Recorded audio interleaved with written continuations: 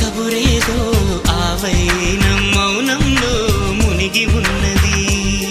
చిగురాకు చాటు చిలక ఈ అలజడి ప్రేమేగా, అనుకోని దారి గనక ఈ తికమక తప్పదుగా.